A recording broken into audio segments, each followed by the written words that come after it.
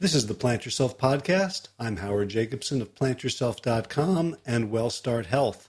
This podcast is part of my mission to help you live a brave and brilliant life. So, a couple of quick things before we get to today's episode. First thing is, I've got a problem, which is a wonderful problem to have. I have a huge backlog of interviews. And even if I start publishing 2 a week, it's going to take me about 3 months to get through them all. I don't know what I've been doing. I've just been, looking and finding people and wanting to talk to them and arranging them and having these great conversations. And I'm just so far behind. I don't even know what I'm going to do. Because yesterday I had a great conversation with gastroenterologist Will Bulsiewicz, and I have to tell him, well, we're probably not going to publish this till late July, and that just doesn't feel good. And so what I think I want to do is something I've never tried before, which is just bulk publish a whole bunch, maybe 3 a week for the next few weeks, which probably means I'm going to spend a little bit less time writing everything up, which frankly is the longest, hardest part. And just sort of put these out just to get them out into the world. So if you're a subscriber, be aware that you're going to get a burst. So you may want to go for long commutes or longer runs for the next little while. Second thing is we're starting a new cohort of WellStart Health / Big Change program, probably end of April, beginning of May. And it is for, regular folks. This isn't an employer program. This is just for the general public. So if you are interested in the Big Change program and you didn't get into any of the previous cohorts, or if you are a healthcare professional and you're looking for a place to send people who can get that support for either 3 months or up to an entire year or even more, then you should check it out. Just go to wellstarthealth.com or just email me. And now I have a new WellStart email, howard@wellstarthealth.com. We'll get that to me, as well as hj@plantyourself.com. Let me know. If you're a healthcare provider and you'd like to find out more about the program, you can do that as well. And we can talk about whether it would be a good fit for your clients / patients. All right, so let's get to today's episode. All right, well, I got to tell you, today's guests are freaking hilarious.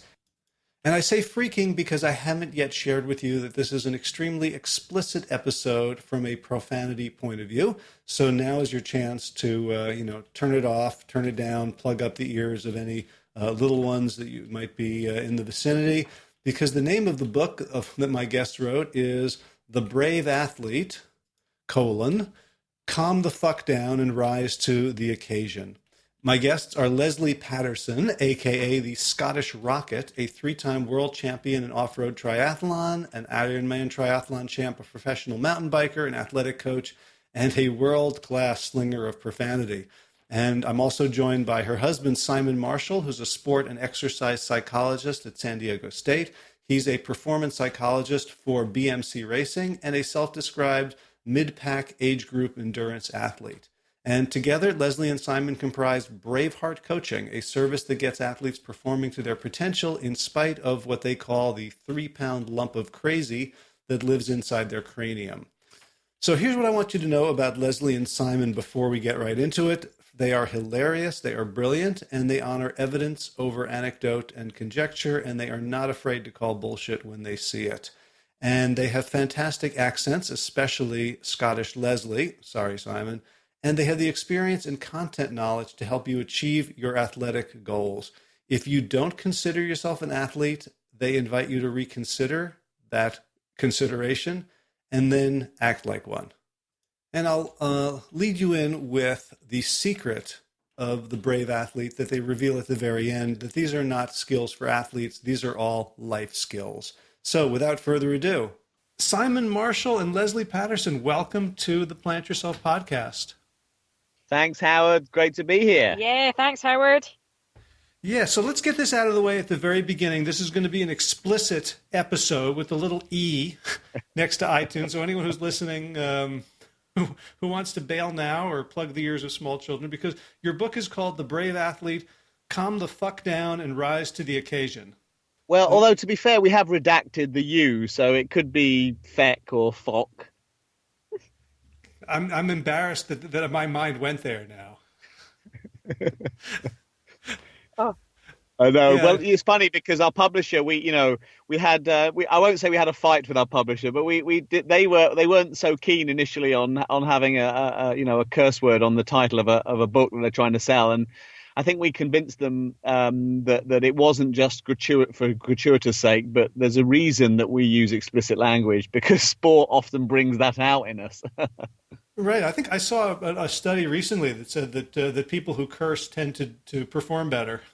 And it's funny because and there's been quite a lot of research actually on use of taboo language generally. And yes, your pain tolerance increases if you swear almighty, during something that hurts. But also, it's a myth, that people who swear have a smaller vocabulary. So that's another myth. So it isn't just a sign of that you don't have other words that you can use instead. So we stick by our swearing, goddammit. Yeah, I mean, it's like, why would you give up condiments just because fruits and vegetables exist? Oh, I like that. Can we steal that one? It's all yours.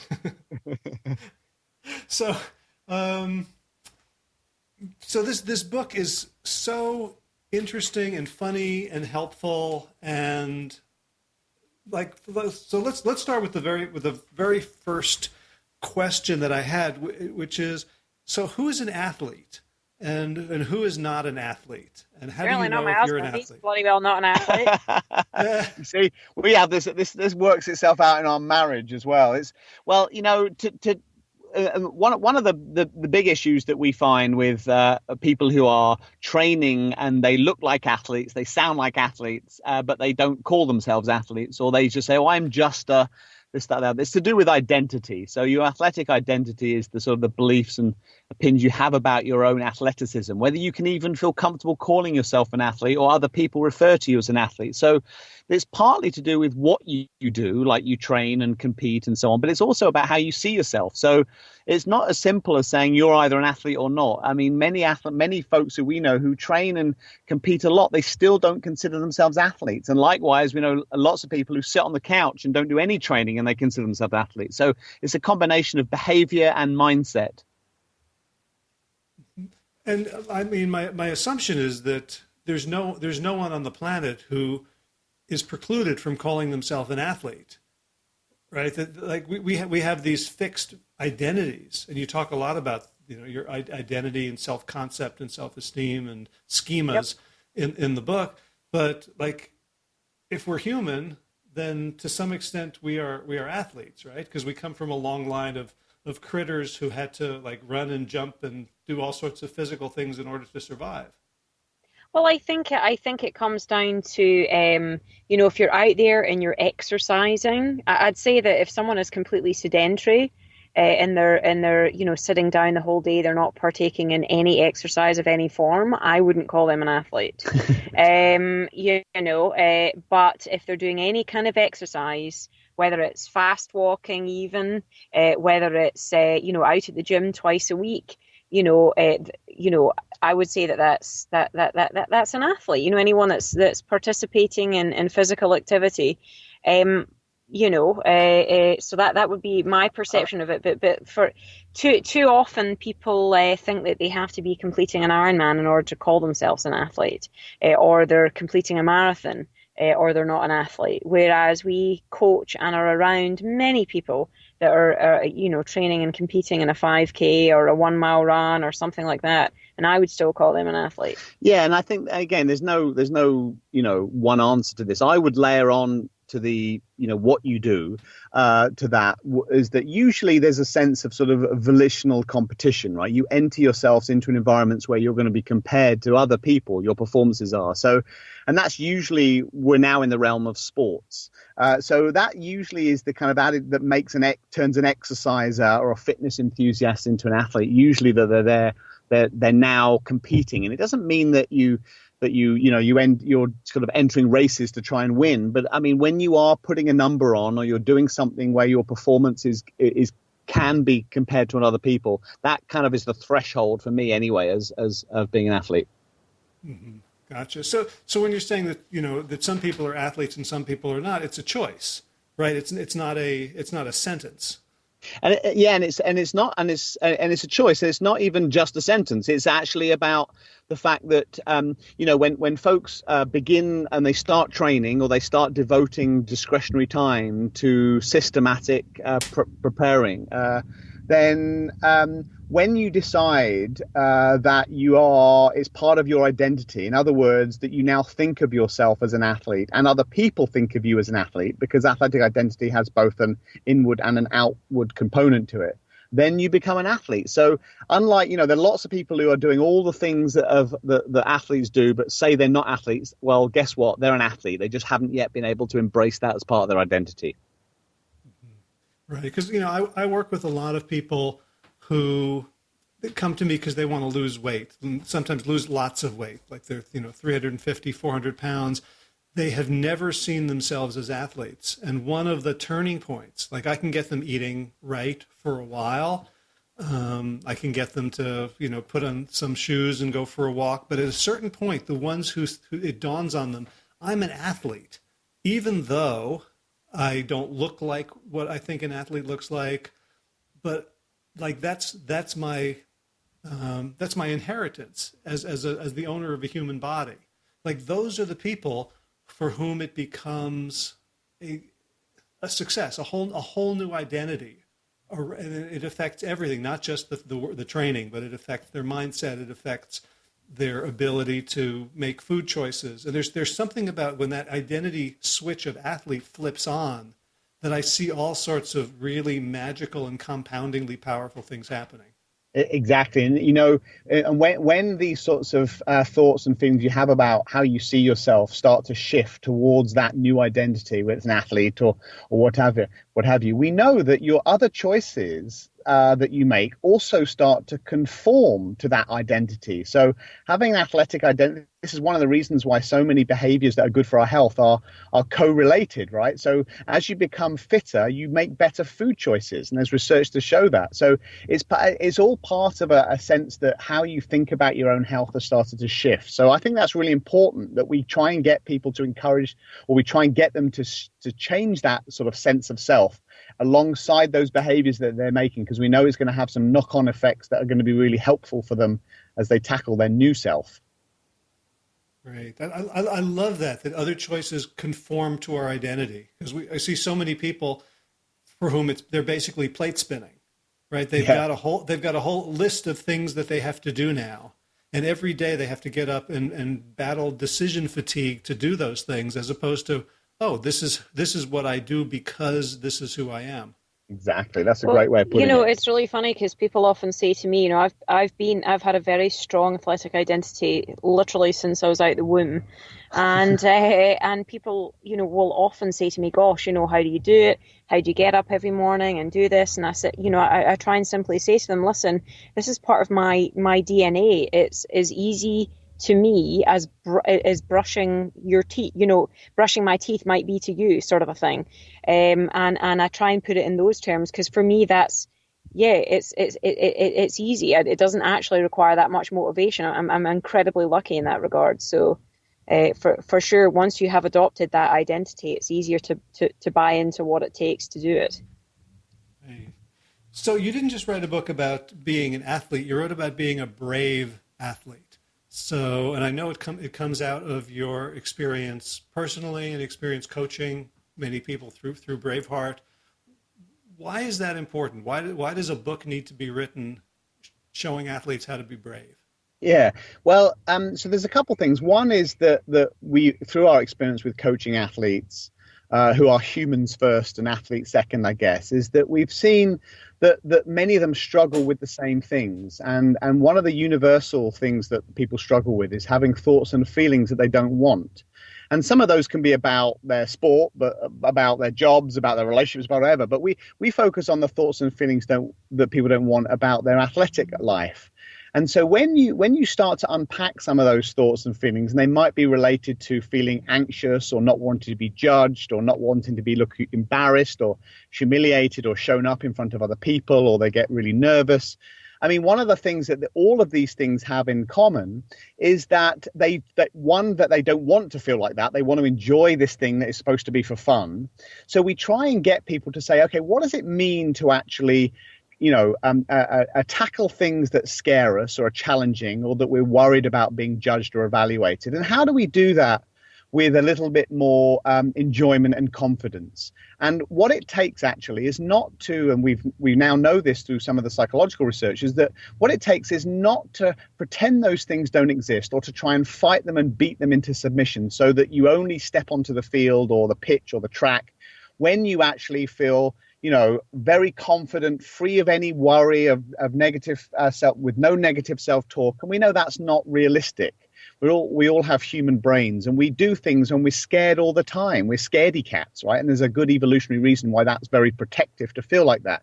So being a brave athlete to us is first and foremost the implicit assumption that you're going to feel things that you don't want to feel, and that's okay, and you can jump and try it anyway. So it's learning to kind of step hand in hand with your fears, your worries, your insecurities, and then learn to know that they're probably not going to ever disappear completely, but you can still enjoy it with those feelings if you understand why you're having them. So that to us is really what being brave is all about. It's like embracing and accepting that you have dissenting voices in your head and being able to coexist with them rather than fight against them.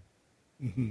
Does it surprise people when, Lesley, you say that you have those thoughts and voices too because of your persona? Was it the Patty McGinty, the one who stares down fear? Yep, very much so. Very much so. I think, people look at someone like myself or other professionals and they put us on a pedestal and they think that it's all easy and that, everything just, is simple and you feel great all the time. You never have any negative thoughts, and it's absolutely not true. I have as many negative thoughts as your sort of average amateur athlete, and even more so. There's a lot of pressure there. There's a lot of expectation. So it's almost heightened in a way. So yeah, I've been through many, many ups and downs on this roller coaster journey, both through the successes and through the failures. So as soon as I express my greatest fears and doubts, I think that level of empathy is what draws people in and makes them realize that, hey, if she can do it, I can do it, kind of a thing. So now would probably be a good time to ask you to tell your story, or maybe it's the second best time after 10 minutes ago. But the book does start with enter Lesley sobbing, and he can go fuck himself. I assume it's the same replacement of the asterisk. So can you kind of put that in context and tell us your story? Yeah, I was pretty competitive very, very young.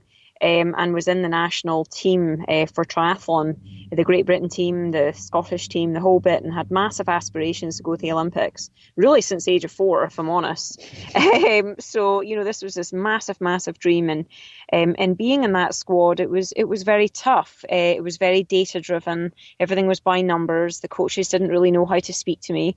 There was really no great sort of emotional touch points with any of the coaches. And as a sort of 15, 16-year-old girl, that was tough, I was constantly told that I wasn't good enough, that I would never make it, and my numbers showed that, and yet I had this great drive to want to, and this huge, huge passion, and it caused me to retire from the sport at the ripe old age of 20, and essentially see myself as a big failure and move on to other things that could enrich my soul again and help me find passion again, because that's what I'd lost.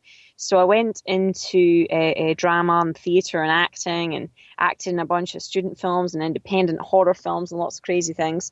And by way of that, just kind of found myself, if you will, and gained the confidence to know that this was going to be, if I was going to be successful as an athlete, it had to be my journey. And I'd been told that I had to act like other people and be like other people and train like other people to be a champion. Well, I wanted to do it my way. And that's how I, found Xterra, found the love of it and gained success.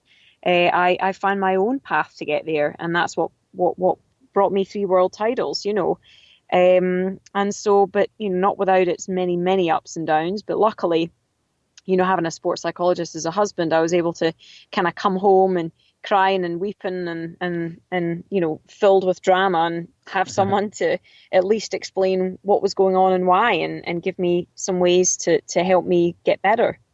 And you've got to remember as well, Howard, that at the elite level, many of the coaches are exercise physiologists or they're sports scientists trained, and it's no fault of their own. I mean, I'm casting a sweeping generalizations here, but it's not for their own. But when you look at the training of coaches or in coach education, there's so little regard given to bedside manner, for want of a better word, teaching the skills of empathy and delivering harsh feedback with compassion so that that it's coming from a place where they're supporting you and trying to move you forward, versus the very data driven, which is, Lesley would have races where she would get after the coaches, some of the coaches wouldn't even talk to her after races, or if you hadn't had a good race, and the only debrief you'd get would be an Excel spreadsheet or something. And it's quite dehumanizing, that, because we've got to remember that athletic potential and reaching athletic potential is far from an exact science. Sure, there's a bunch of physiology and sports science in how we develop responsiveness to training stimulus, but a lot of it is also attitude and mindset and growing the soil, or nurturing the soil that you grow world-class talent in, and that is really an often neglected piece of coach education, and that filters right now. It's not just elite squads, that filters through most sports at most levels, and it's a shame.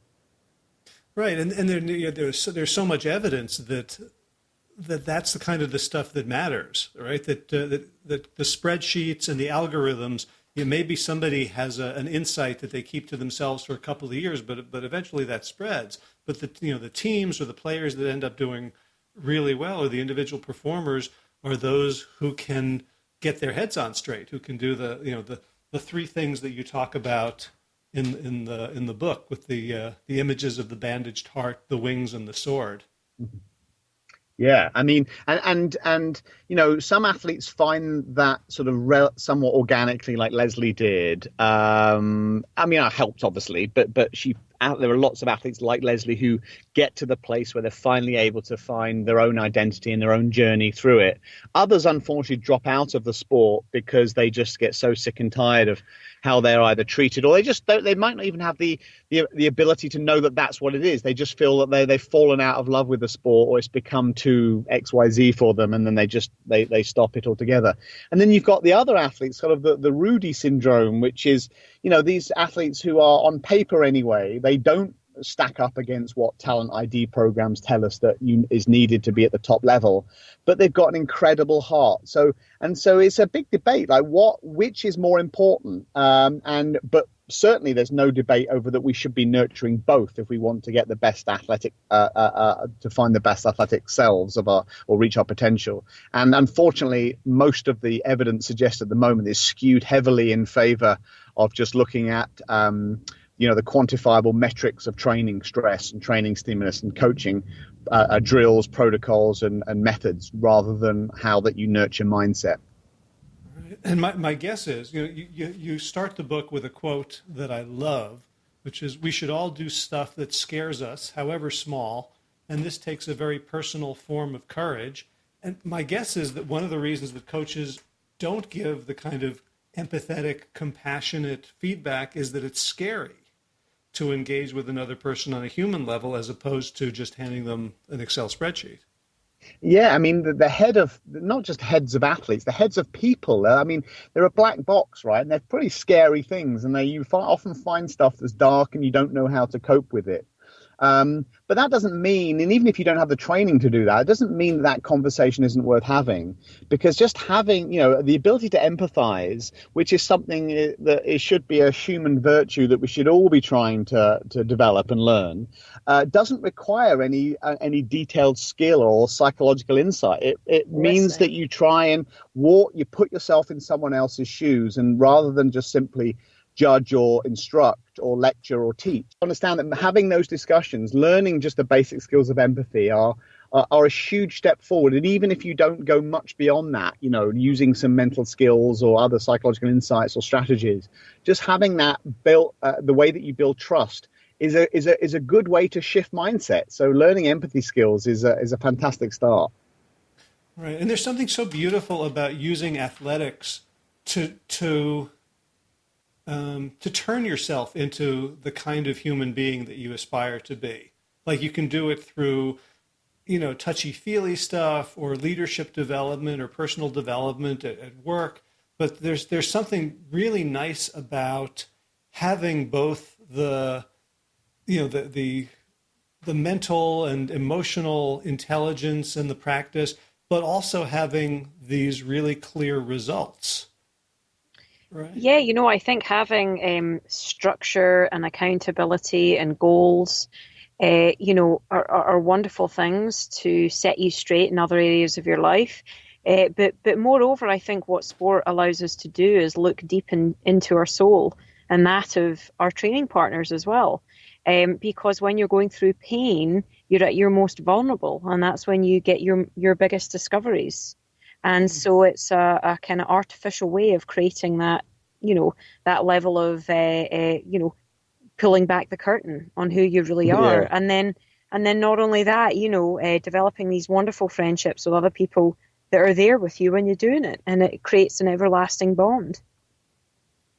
It's funny because, at the beginning of the book, you talk a lot about our 3-pound lump of crazy, excuse me, our brain that has evolved for a very different world than we live in now, where there's saber-toothed tigers and woolly mammoths and all sorts of dangers. In a sense, that doing athletics is kind of as close as it makes sense to put ourselves back into that world. Yep, and if you look at all of the races now, you've got all of the ultra runs, that are incredibly challenging, and all of through all of this amazing terrain, you've got things like Spartan and obstacle racing, and everything's about getting back to that visceral response to the world, because we've lost touch of it, with media, social media, computers, and just the way that we connect with other people now.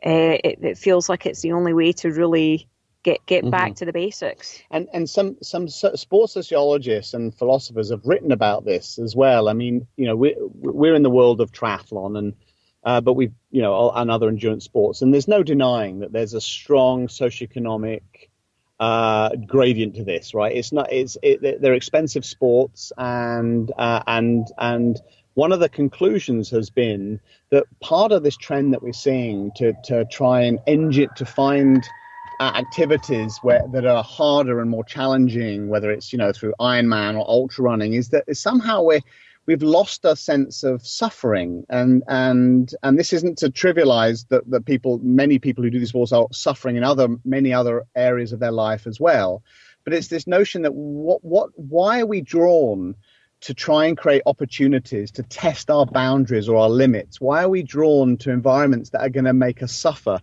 Well, clearly we learn something about ourselves through doing that. Perhaps, we now have desk jobs, or we're knowledge workers. We don't have, and so maybe it's what's the appeal of finding sports or activities that are continually pushing our limits? And what's is there some existential reason we do that? And again, it's not to trivialize the fact that lots of people have lots of suffering in their lives already, but certainly when you look at the socioeconomic gradient of some of these endurance sports, it's usually fairly, white middle class men and women that are doing them. Then maybe there's something about that we need some sorts of suffering in our lives to learn something about ourselves. Right, and that's one of the challenges that I have when I'm coaching these new people who, it's sort of a bait and switch. Like I'm telling them, one thing, and then at a certain point they realize, oh, this is going to require effort and what we call vitamin P, like pain, like actually, that we're deficient in some way if we're not getting that. And people, there's some people, I guess, like Lesley and the ultra endurance community that understand that we can thrive on this. But most people, when they think about that, like, the comments I get when I say, oh, I just ran a marathon, or I'm training for a 50K, most of the others with a capital O, the civilians, look at me like, you must be crazy.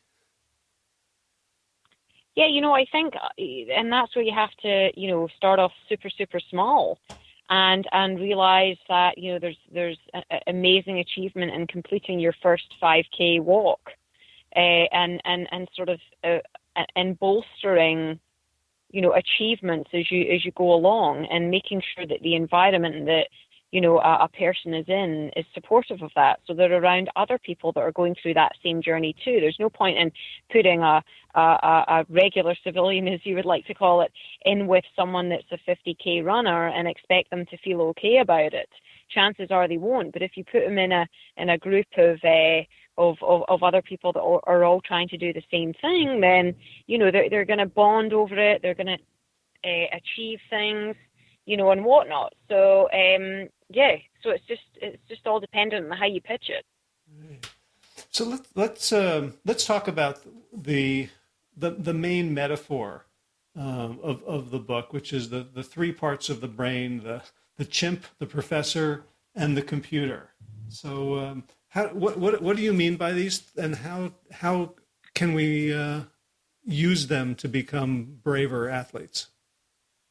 Yeah, so I mean, we have to make some assumptions and simplifications here, because the what we now know about the structure and function of the brain, it's far more complex than reducing it to three caricatures, right? But the bottom line is that for athletes and humans who are trying to struggle with everyday thoughts and things that they don't want, is that we need something that helps us. So something that's tangible. So wading through, detailed neuroscientific journal articles is not really going to give you the answers to help you, ask for a pay raise tomorrow, or feel confident to enter a race that you've never done before, or so on. And so what we now think of, and then it's not just us that have done this. Many psychologists, sports psychologists, and other authors have also made distinctions between parts of our brain that seem to have different roles. And again, one of the simplifications here from the science is that we kind of conflate the structure from the function part. And we actually know that certain tasks aren't exclusively located in certain areas of the brain. But if you can sort of let some of those sort of scientific consistency with the scientific research, if you can just let some of those things slide, in the sense that it doesn't fight against the biological reality of what we know, but it isn't entirely consistent with it, because we're looking for practical strategies. We know that, the limbic system, the part of our brain that's the oldest, deep in the center, that has places that has in it things like the amygdala and hippocampus and all these other sort of Latin names that we might have heard of, that it's the center of our emotional world. That's where our emotions come from. That's where the fight or flight response comes from. That's where our pain and fear is often processed. And that part of our brain, we know, is a kind of reactive, impulsive, emotional machine. It doesn't actually think the way that you think of thinking. So, when you think of all the things that you like doing, and you figure out, what house you want to live in, and how much you're getting paid, and you're doing math in your head, and that's not the part of our brain that's doing that heavy lifting. The part that's trying to get you out of harm's way and to keep you alive is the limbic system. So we and others have called this a chimp, because a chimp is a sort of a nice metaphor, because it implies, it's a kind of an immature primate that both can have tantrums. It can convince us, just as a 2-year-old having a tantrum in the middle of a grocery store can. We need to use all of our techniques to say that the world isn't ending as you know it, and how do we try and calm that part of ourselves down? But the part of us who makes rational decisions, what we call the professor brain, the wrinkly part, the frontal cortex, so those two brains are really the source of a lot of the fights that go on in our own head. So the voice of I don't feel good enough, I don't feel worthy enough, and all the other things, I don't want to be embarrassed, or I'm just scared I'm going to get eaten by a shark, they're all coming from the limbic system. But our professor brain is saying, oh, it's just a race, just enjoy it, of course, don't worry about it. And you're having this fight inside your own head. And we know which one often wins that, and it's the limbic system, the chimp. And it's been biologically sort of wired to win that fight. And it does it a number of ways, one of which it processes information from our senses about 5 times quicker than our frontal cortex. So our limbic system, and our amygdala in particular, is paying attention to all the sensory information, our ears and our eyes and our touch, and it's processing them so quickly and setting off a cascade of hormonal and biochemical changes in our body that get us to react in a certain way.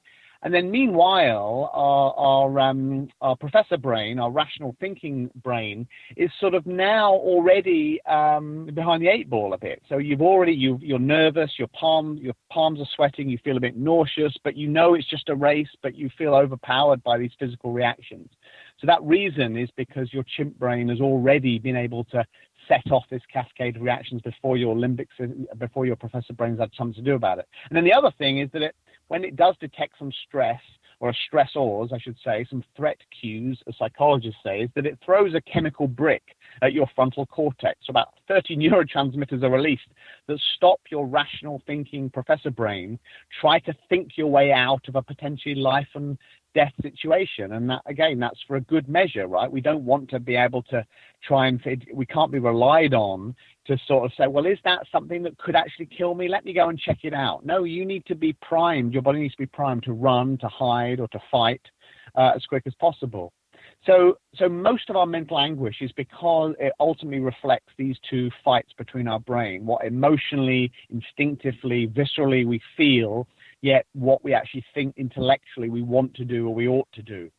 And then the computer brain is sort of a metaphor to suggest that much of our world also lives on autopilots or habits.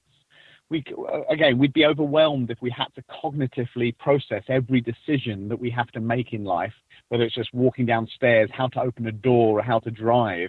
We learn these things, and then once they become habits, they can kind of get almost like stored in a part of our brain that doesn't have to think too much about it, which is why we can hold a conversation and drive at the same time, just not on a hands-free kit, I should say.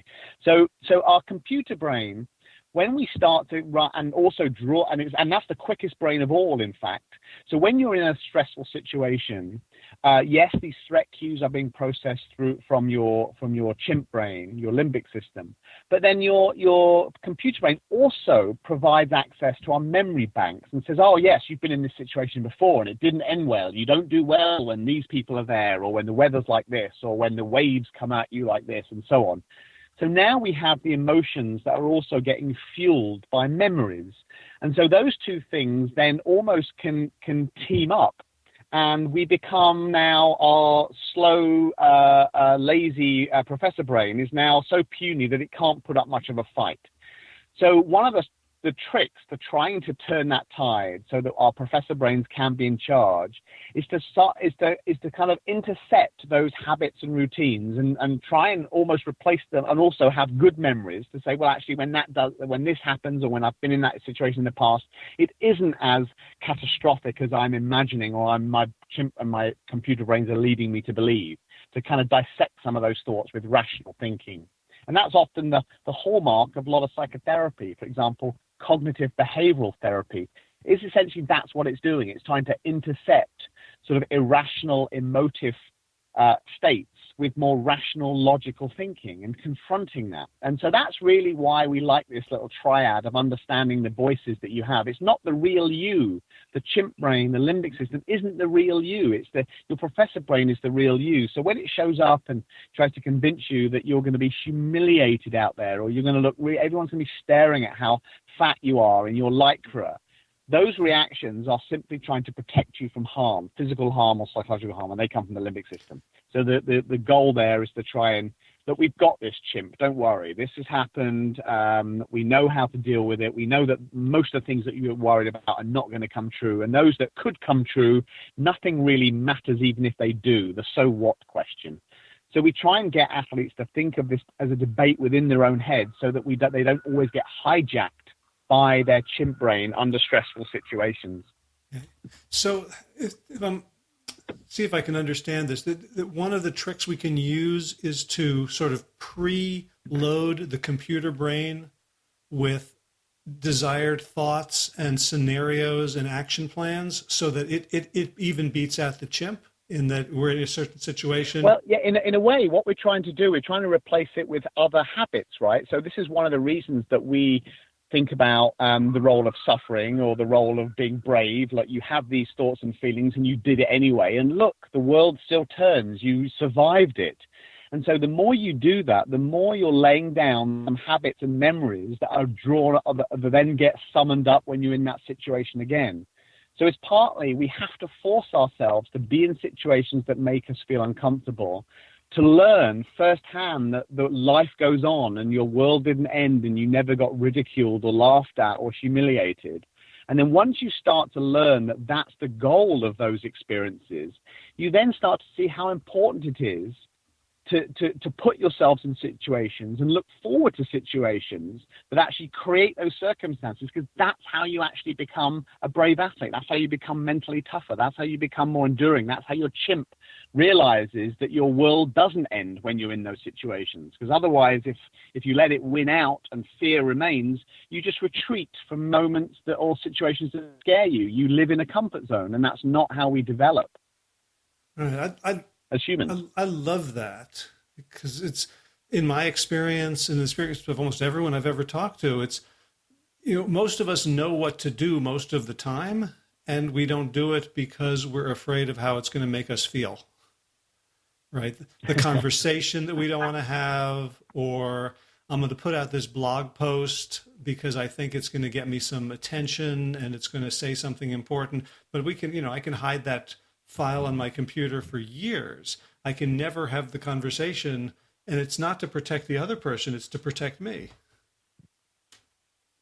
Yes, and I think that it's, I can say this after writing a book about it, that you can't even learn this stuff from a book. You have to, our message is, change your relationship with failure, redefine what failure is, learn to see it as an opportunity, as guidance. It's a bit like, and I often use the analogy of, some athletes are so terrified about putting themselves in these situations that they need to feel successful. It must go perfectly first time. And I use the analogy, if you turn on the shower and before you get in, you try and test the temperature. So you stick your hand in and you adjust the hot or the cold. So it's just about right. That's what these situations are. So rather than seeing it as a failure that you didn't compete, or you didn't get the time you wanted, or you were in there and you didn't do as well as you wanted, see it like you're just putting your hand in the shower so that you can dial in the situation, so you can dial in your training, your preparation, your mindset, so that you can reach your potential. And when you have a fundamental shift in how you see failure, you start to, and we have a phrase for it, and again, you excuse our swearing here, it's called finding your fuck it moment. When, you say, fuck it, what's the worst that could happen? So what? And when you can start to enter yourselves in those situations, and we all know people who just seem to be like that anyway, and we're so envious of them, but you can teach yourself to be like that by forcing yourself to fail a lot and not be so concerned about what that failure is telling you about you as a person, and more about your actions and how you can prepare differently. That's beautiful. And I'm wondering, Lesley, how that plays out when there are real, quote, real stakes, when, if I enter a race and, no one's expecting me to do anything, and I, come in 10 minutes slower than my goal, like, who cares? But if you're racing professionally and sponsorships are on the line, and your career, can you find fuck it moments within that, or is it harder? Definitely. I think you have to focus on the process rather than the outcome. So I have process goals in any given race. So by that I mean things like whether it's athletic form, whether it's cadence on the bike, whether it's a positive attitude, whether it's getting my nutrition right. I come up with kind of a list of, say, 10 or 15 process goals that I want to achieve in a race. And it's not about outcome, because there's so many things that can go wrong. And there's no doubt that, hey, you have a bad race and you don't do what you want to do, that you're frustrated and disappointed. But I think that you have enough things in place to make you feel positive about knowing why it went wrong, and seeing that as an opportunity to grow and learn, rather than sort of getting all bogged down by it. Yeah, and nothing really hinges on a single race, ever. I mean, you could take the most high-stakes environment that you're an Olympic qualifying slot and you must get this time or whatever. But when you look in the context of an athletic career or even a season, none of those things are actually completely defining if you don't meet them. And so, this again comes back to when the cards are dealt the way they've been dealt on race morning or the morning of something that you're terrified of, and And they are what they are. If you can, if you can't change them on the day, then you just have to deal with them. But the two things that are always in your control, always, is your effort and your attitude. And so what we try and do is have athletes only when they do their post-race autopsy. That's the standard that we're holding them to. So, missing a podium slot because you got overtaken in the finishing chute, or someone that were faster people than you on the day, none of that is in your control. But what is in your control, that you kind of threw the towel in mentally, and you kind of didn't give everything that you could give. You didn't really squeeze that sponge out. So effort and attitude are the only two things that you can control. And when you go into races with that mindset, to have your best outcomes. And that's the paradox, right, of all of this, is that the way to get the best outcome, the one that you secretly want, and listen, let's not pretend that outcomes not important. They are, of course they are. But the paradox is that the way to get the outcome you want is to not focus on it. It's to focus on the things that get you the outcome. And that's the process. Oh, I love that. So one of the things you talk about is there's 7 attributes of a mature athletic identity, and I was reading my notes into Google Keep, which was transcribing them for me, and when I read this one, it changed a mature into amateur athletic identity, which I thought was really interesting. But what can you talk about some of those things? Like, what do you mean by mature athletic identity, and how do I know if I have one?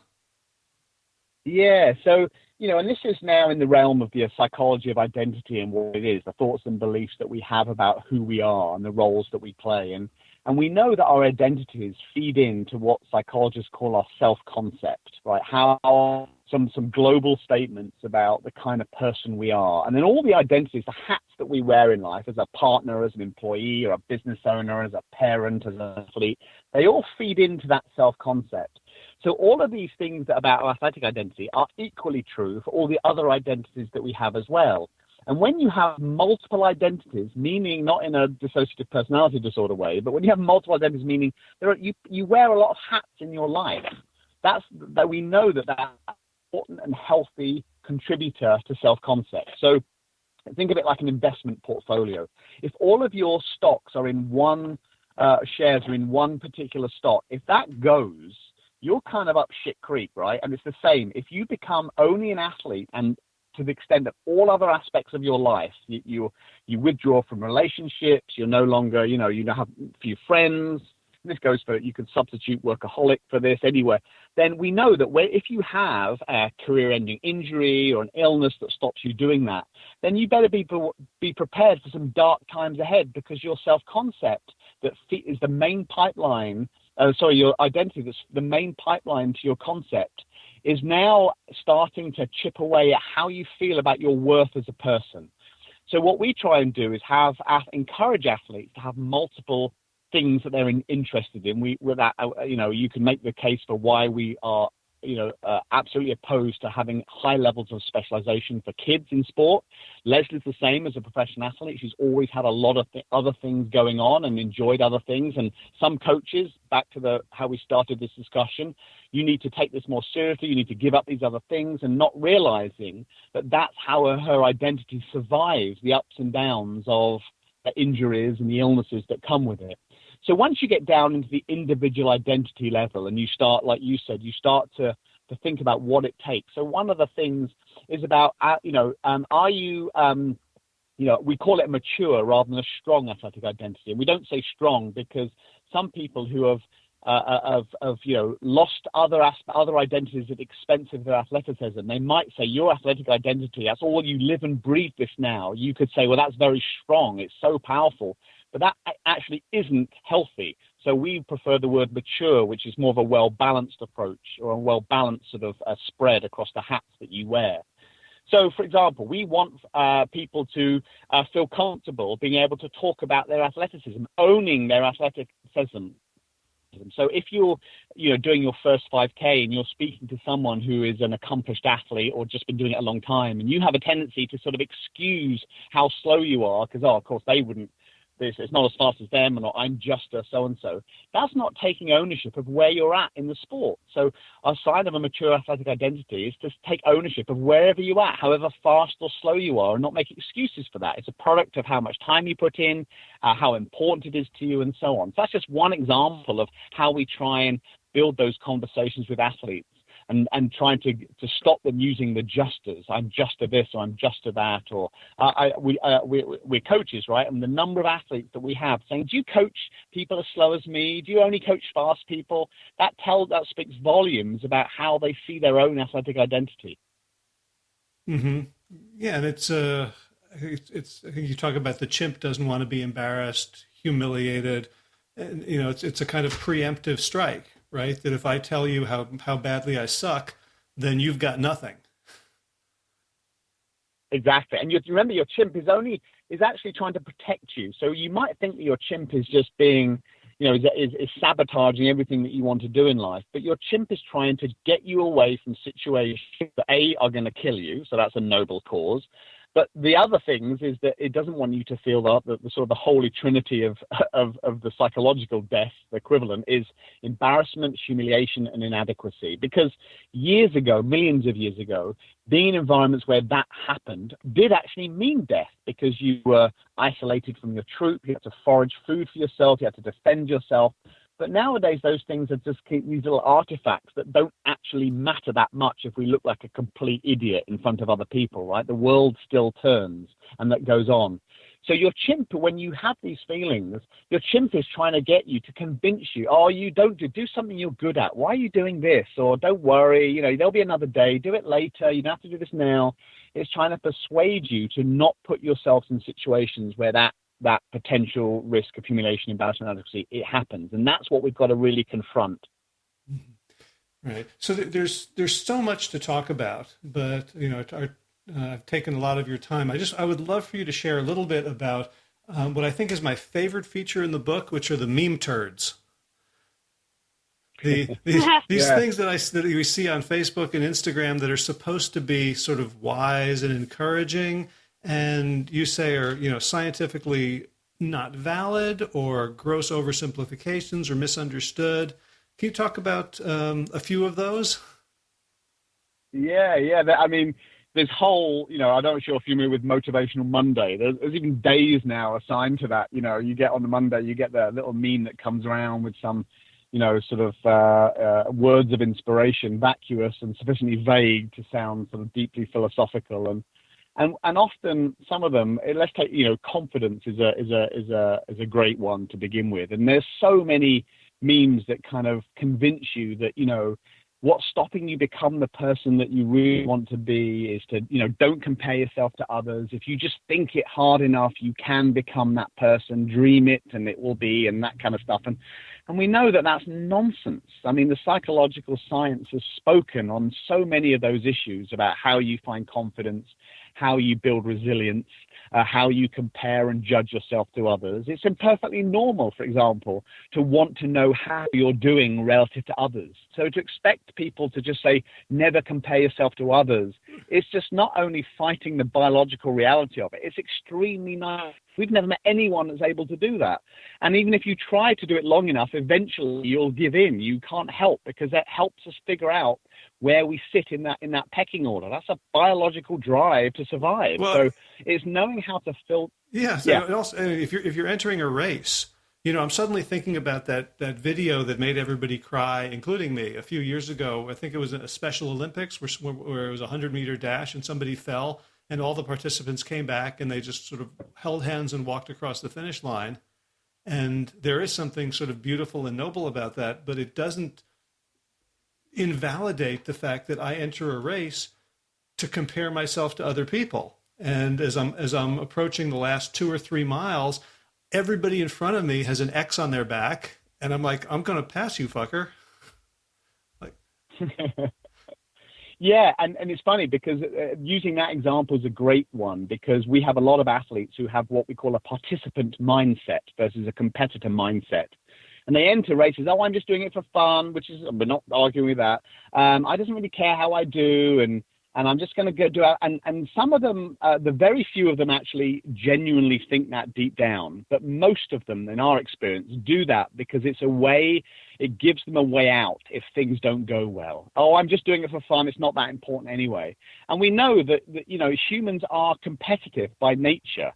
Our brains are wired to compare how we're doing relative to other people. And take any task, and there'll be our brains will find a way to sort of make a competition out of it. So to fight that is also kind of to kind of miss the point. Now far be it from us, because we love a good emotional, teary video as best of otherwise, like the rest of us. But that's not what we're saying. We're saying see them for what they are, and they're like think of them like they're sort of getting into a warm bath. It feels great. You can whip up this emotional chimp reaction, but it soon goes cold, and it doesn't have any long-lasting impact on how you deal with situations in the future.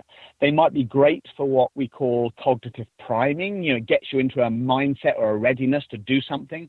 But in terms of a long-lasting skill to build confidence, to build athletic identity, could rattle off a whole host of those, they don't actually do anything. So just to recognize that that's what they are. Right, and some of them are just plain harmful, right? Yeah, well, particularly when it comes to, ones that are built around social comparison. We could talk about, there are some that are related to body shape, some that are related to, identity, some are related to confidence. Some of them aren't just, it might be a stretch to say they're harmful, but they're not productive. Put it that way. So I think that it's starting. Listen, it takes hard work to have a fundamental shift in how we think and feel about ourselves. It isn't going to come from a 20-second Under Armour commercial on YouTube. But there are some things in there that make us feel good, and we like them. It might spur something in us to try something, but don't rely on it to have a fundamental shift in how you think and feel on a daily basis. Right, and a lot of them, when I read some of them, I'm like, yeah, I believe that. And of course, if it doesn't get operationalized, then you're living in your warm bath. Like the set a goal so big. It doesn't give you anything that you can actually use, right, to get better. It just tells you what it's kind of like a little bit. It's like a photograph, right? Okay, I can see what's going on. Yes, I can appreciate it. It doesn't tell me anything about how to actually take the picture or how to get better as a photographer. And so that's what we think. That's where some of these strategies are trying to do. They're trying to kind of unlock some of the thinking behind what is holding you back or stopping you do things that scare you, and how that you can start to approach those with a little bit more than just relying on, the internet. Right. I'm reminded of one of my favorite authors is Terry Pratchett, who one of his books said, if you trust in yourself and believe in your dreams and follow your star, you'll still get beaten by people who spent their time working hard and learning things and weren't so lazy. I know, right?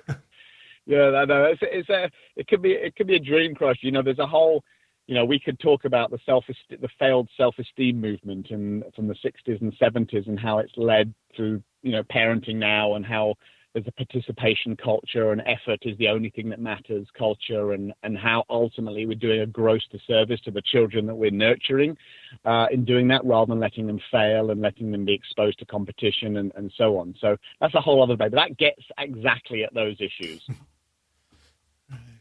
So before I let you go, who do you work with? Who's listening to this would want to work with you? I know you have a product that I almost signed up for today, but my back was hurting too much. The 6 minutes six pack.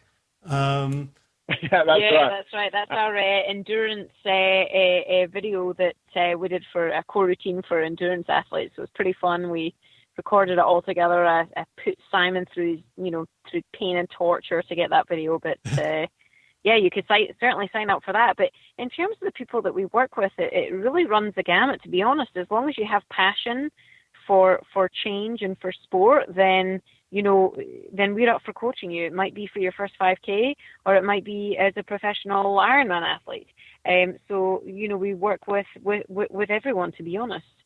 So for clearly someone who's sense that their head has gotten in their way and they haven't achieved their potential at some professional or semi-pro level, but someone who understands that this athletic pursuit is a metaphor for everything else that they want to achieve and want to become in their life, right? Because I kept reading the book thinking, and in fact, like I want to give this to people who have no athletic interest, because it's a field guide for human development. And that's actually the little, don't tell anybody that this is a stealth approach, right? Because these are life skills, let's face it. Coping with thoughts and things you don't want, doing stuff that scares you, stepping out of your comfort zone. We just happen to be discussing them about in a sports environment, but they work in multiple environments. And I'd say that probably like 5% of the people we work with are the top elite professionals who are trying to get their mental edge. It's the majority of people are folks who are just struggling, juggling, plate spinning with life, trying to pursue sport and get the most out of it without actually giving themselves undue anxiety, stress, or panic attacks along the way. And so that we can start to get into situations a little bit more where we can find those fuck it moments for everybody, because they're great when they happen and they feel so amazing, but you have to learn how to do them. I love that. And where on the web can folks find you? Yeah, so you can go to our website, braveheartcoach.com. You can actually you can fill out our smog test, which is a little questionnaire, answer all questions, and I'll give you a phone call, no strings attached, and chat through your training and talk about certainly what coaching we offer, but just have a chat with you. So yeah, we'd love to hear from you. Awesome. Well, yeah, go ahead, Simon. And the book and the audio book you can get on Amazon and Audible stuff as well. Right, and the book is called The Brave Athlete, Calm the Something Down and Rise to the Occasion. And Simon and Lesley, it was such a joy to read this book, to feel like I got an infusion of your spirit and humor through the words, and now increasing the bandwidth and getting to talk to you guys. It's a huge honor and a pleasure. Thanks. Thanks, Howard, so much. All right. Take care, you guys. Thanks, bye. Bye.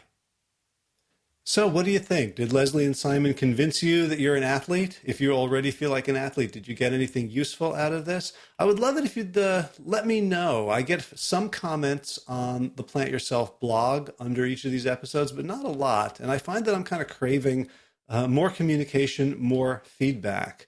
One way to do that is to just go to plantyourself.com/262, which is today's show, and leave a comment. Let me know what you think.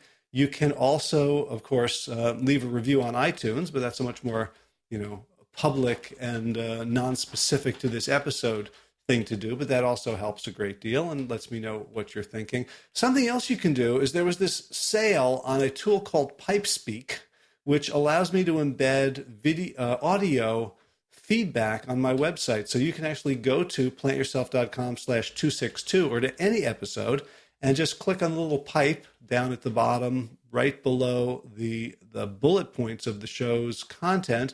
And you can just click and it will capture your microphone and you can speak and say things and let me know what you think of the episode. It was half price, but it's still like $100 or something. So I would love to use it. So far, no one's used it at all. I guess it's lying there undiscovered on the website. So if you go to plantyourself.com/262, I'd love to hear what you think about this and any other episode that you'd care to comment on. And if you're new to the show, you can guess by the number that we've got 261 archived episodes, which you can see at plantyourself.com. And you can also sign up on plantyourself.com for my weekly-ish newsletter that I actually haven't sent out in about a month. Shame on me, but I will get something out because there's a lot to let you guys know about. So at least you know that I'm not going to overwhelm you with emails if you sign up for that thing. Okay, so we got some garden news, which is the peas are in the ground. They've been in for a week now. We haven't seen anything poking out yet. I don't know if we're going to need to replant or not. The little greenhouse that Gio and I built, maybe 4 years ago now, is working great. Temperatures there get up to 105 degrees when it's about 50 and sunny outside. So we have to be careful that we're not frying our little seedlings. And the blueberry bushes are all in flower, which is gorgeous. And as long as we don't get another killing frost, we should have a promise of a sweet harvest come July. In running news, I think you can tell that I've got a little bit of a head cold here, and I think I got it over the weekend. I'm feeling kind of wimpish, honestly. A bunch of folks from Louisiana, including Josh Lajani, JT, Jonathan Thomasy, Nikki and Wally, Nikan, and Ria and Kevin came up to run the Umstead 100.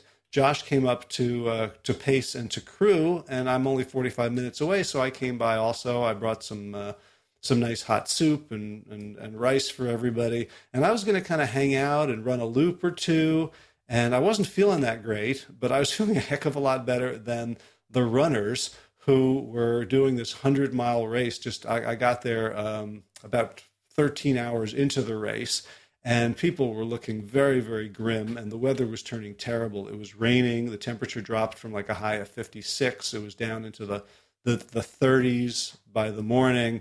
And after 2 hours there, I just felt terrible, and I went home. And of course, I didn't feel nearly as terrible as the people who were actually running the race. So I feel like I bailed a little bit. You could argue that it was a wise thing to do for my own health, but still, you can't help but be so inspired by people who are going to, spend 24, 30 hours trudging through just the worst weather. People are just like running this thing in T-shirts, and they're getting delirious, and they have no idea that they're hypothermic, and, hats off to them, right? And I came home, I'm just sort of recuperating and hoping to get my mellifluous voice back to make some videos and webinars soon. So big thanks to Will Ridenauer, whose beautiful song Sabali Dawn constitutes the theme music for this podcast. Check out willridenauer.com for more of his gorgeous Cora tunes. All right, it's time to torture my voice in your ears a little bit more with the Plant Yourself podcast pastry chefs. What? Patron list. Here we go. Ready? Kim Harrison, Lynn McClellan, Anthony Disson, Brittany Porter, Dominic Mara, Barbara Whitney, Tammy Black, Amy Good, Amanda Hathaway, Mary Jane Wheeler, Ellen Kennelly, Melissa Cobb, Rachel Barons, Christine Nielsen, Tina Sharp, Tina Ahern, Jennifer Ganowski, David Isaac, The Mysterious, Michelle X, Elspeth Feldman, Victoria Dolman, Ola, Leah Stoller, Alan Christensen, Colleen Peck, Michelle Andrew, Josina, Julianne Rollins, Stu Dolnick, Sarah Durkis, Rhonda Circus, Kelly Cameron, Wayne Pedersen, Leanne Peterson, Janet Selby, Claire Adams, Tom Franzik, Jeanette Benham, Gil, Sarah David Donahue, Blair Cyber, Dorona Vizo, Gio, and Carolyn Argentati, Jody Friesen, Ruth Ed Funda, Burke, Misha Rosen, Michael Warbeck, The Equally Mysterious, Tracy Z, Alicia Lemus, Rebecca Hughes, Val Linneman, Rhymes with Cinnamon, Nick Harper, Stephanie Holmes, Martha Bergner, Nicole Ramsey, Susan Ahmad, Molly Levine, The Inscrutable, Harry R., Susan Laverty, The Panda Vegan, Craig Kovic, Adam Sharp, Karen Burry, Heather Morgan, Ashley Horker, and Kelly Machia, Deanne Norton, Bonnie Lisa Plant, Happy Oregon, Sabine Kurtzels, Nigel Davies, Marion Blum, Teresa Copel, Shell Rutledge, Julian Watkins, Brito Connell, Brian Sheridan, Shannon Rhodes, Shannon Hirschman, Kate Rose, Linda Ayat, Julie Lang, Holm Hedegaard, Isa Tuzin Watt, Connie Hainline, Eric Greer, Alicia Davis, Aviva Lael, Heather O'Connor, Carolyn Jensen, Sherry Olakoski of Plant Powered for Health, Karen Smith, Scott Morandi, Karen and Joe Crabtree, Tanya Lewis, Kirby Burton, Teresa Carell, Kevin McCauley, Elizabeth Rothschild, Kelly Miracle Baker, Ann Jesse, Cheryl Dwyer, and Jenny Hazelton for your generous support of the podcast. That's it for this week. Maybe not for this week. That's it for today. We're going to try to cram some more in. And as always, be well, my friends.